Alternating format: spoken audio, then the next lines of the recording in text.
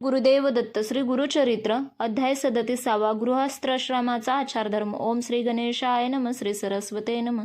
श्री गुरुभ्यो नम. श्री कुलदैवताय नम. नामधारकाने सिद्धयोग्यांना विचारले, मग पुढे काय झाले? त्या ब्राह्मणाला श्रीगुरूंनी काय सांगितले? त्याला त्यांनी कोणता उपदेश केला? नामधारकाने असे विचारले असता सिद्धयोगी म्हणाले, श्रीगुरु म्हणजे प्रत्यक्ष नारायणाचा सगुण अवतार. त्यांनी एका पतितीला ज्ञानी करून त्यास वेद म्हणावयास लावले.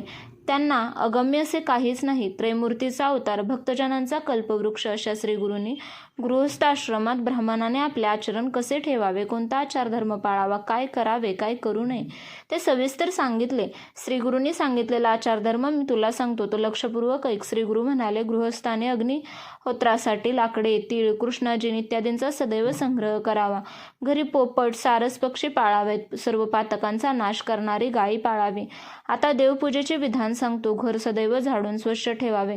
देवापुढे सुंदर रांगोळ्या काढाव्यात. यथाशास्त्र पूजेचे सर्व साहित्य ठेवावे. त्रिकाल देवपूजा करावे. त्रिकाल शक्य झाले नाही तर निदान प्रातकाळी पूजा करावे. प्रातकाळी न जमल्यास मध्यान्हकाळी पूजा करावी. संध्याकाळी समंत्रक देवाला फुले वाहावीत. ब्राह्मण कुळा जन्मास येऊनही जो देवपूजा करीत नाही, वैश्वदेव करीत नाही, त्याला यमयातना भोगाव्या लागतात. उदक, अग्नी, मानस, सूर्य, स्थंडिल, शस्त्र, प्रतिमा, यज्ञ, धेनू, ब्राह्मण, गुरु यांची पूजा करावी.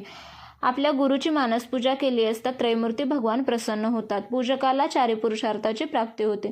षोडोपचारे पूजा करावी. पूजा करताना वैदिक पौराणिक मंत्र म्हणावे. देवापुढे दीप प्रज्वलित करावा. देवांवरील निर्माल्य काढून तो नैऋत्य दिशेला ठेवावा.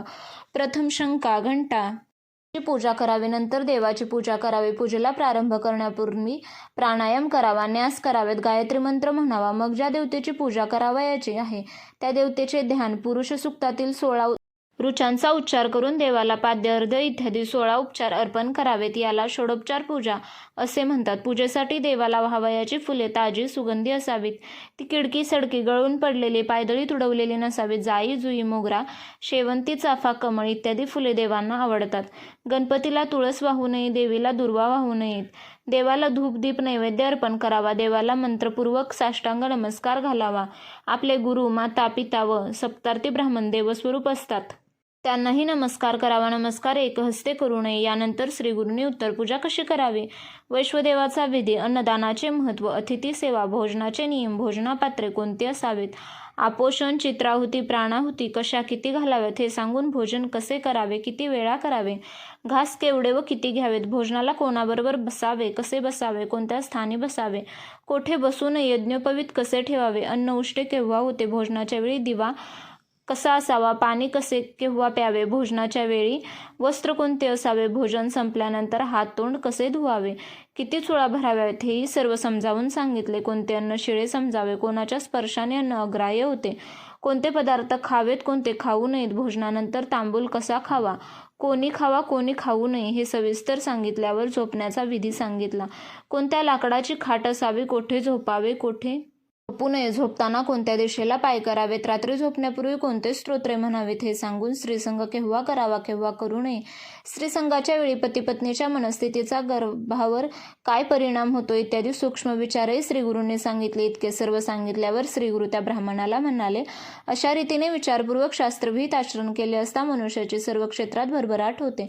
त्याला उत्तम यश प्राप्त होते. तो दीर्घायुष्य होतो. तो देवांना वंद्य होतो. त्याच्या घरी कामधेनू येते. त्याच्या घरी लक्ष्मी अखंड राहते. त्याला पुत्रपौत्राची प्राप्ती होते.